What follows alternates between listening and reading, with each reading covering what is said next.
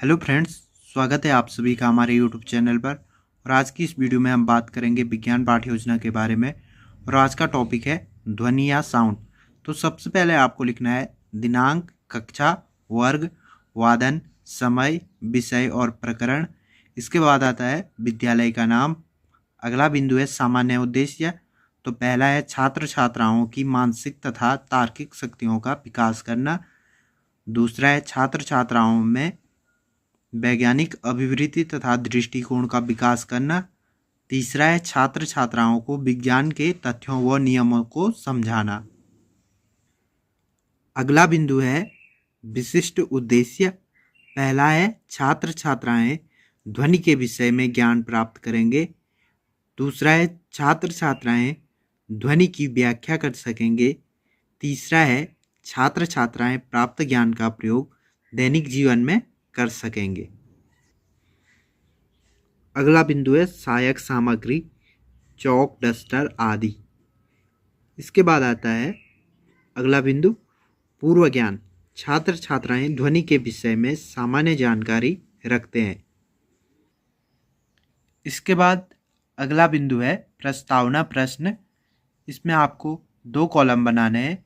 एक तरफ लिखना है छात्र अध्यापक क्रिया, दूसरी तरफ छात्र प्रतिक्रिया। तो पहला प्रश्न है मेज को जोर से पीटने पर क्या होता है। उत्तर है मेज को जोर से पीटने पर आवाज़ आती है। प्रश्न 2 है घंटी को बजाने पर क्या होता है। उत्तर है घंटी को बजाने पर आवाज़ आती है।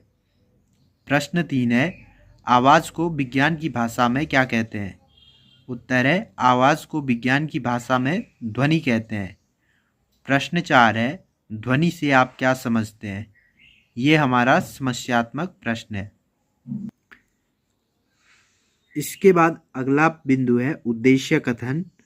आज हम विज्ञान विषय के अंतर्गत ध्वनि का अध्ययन करेंगे। इसके बाद अगला बिंदु आता है प्रस्तुतिकरण। इसके लिए आपको पेज को 7 कॉलम में बांटना है।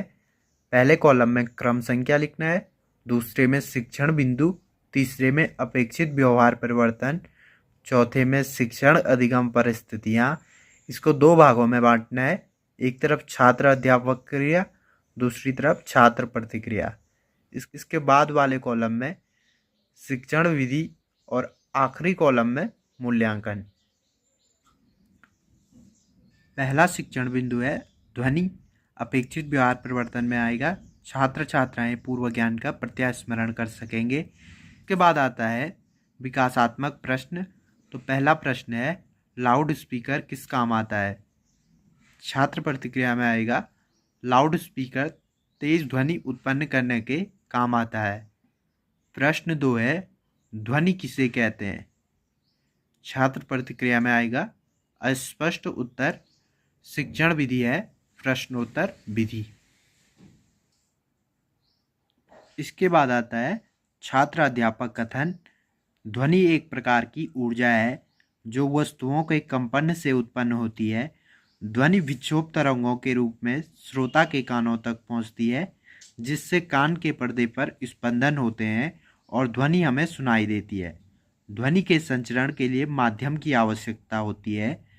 ठोस, द्रव, गैस तथा प्लाज्मा में ध्वनि का संचरण संभव है। निर्वात में ध्वनि का संचरण नहीं हो सकता।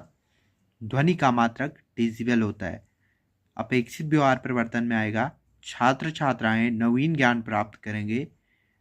छात्र प्रतिक्रिया में आएगा छात्र छात्राएं ध्यानपूर्वक सुनेंगे व समझेंगे। शिक्षण विधि में आएगा स्पष्टीकरण विधि। आखिरी बिंदु है मूल्यांकन प्रश्न। तो पहला प्रश्न है ध्वनि किसे कहते हैं। प्रश्न 2 है ध्वनि का मात्रक क्या होता है।